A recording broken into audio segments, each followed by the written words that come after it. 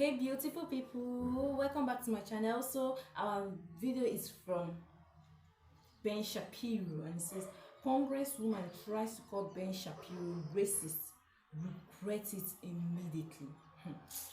So if someone is trying to speak the truth, someone is trying to speak out, they now label the person as a racist. Is that how it is now? Let's check this video out.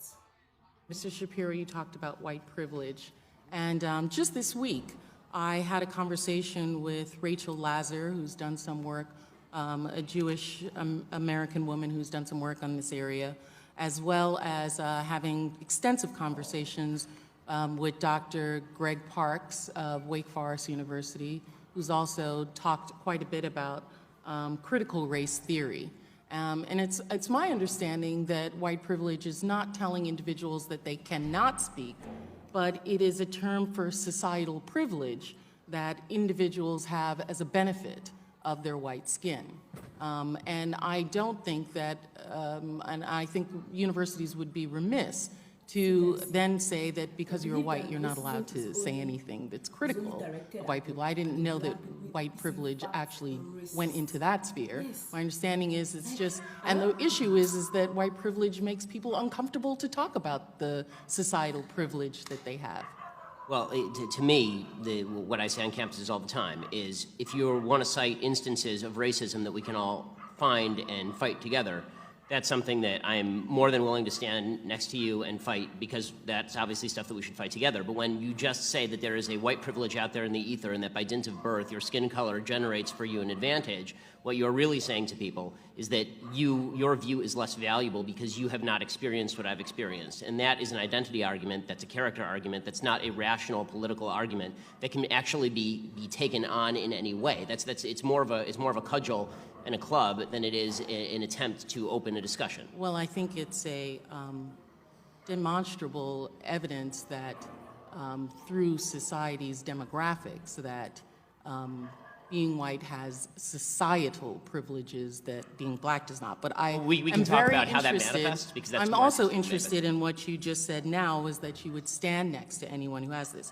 So, Mr. Shapiro, my question to you is, for Ms. Dunston, the tying the noose around the campus and writing messages that target African-American young students, would you consider that hate speech, and then would you stand next to her and fight for her? As I say, I would. This is the first I'm hearing about it, honestly. But really, yeah. But from hearing about it, maybe because it's local. I mean, I'm from LA. But in any case, I'm more than happy to stand alongside her and fight whatever group was responsible for this. Not only more than happy, I mean, you're talking about the alt-right. Again, I was the #1 target of anti-Semitic harassment from the alt-right last year. So I'm more than happy to do all that. And I think there's one more distinction that has to be made. When we talk about cases like Taylor's, they're horrific, and the administration is siding with Taylor. Okay, the administration is doing the right thing by Taylor, or trying to do the right thing by Taylor, as they should be. And I think that we need to make a distinction between cases where the administration is actively participating in the suppression of speech and cases in which the administration is trying to do the right thing in order to punish people for application of crime. This is the difference between someone who is smart and someone who is pretending. You can clearly see.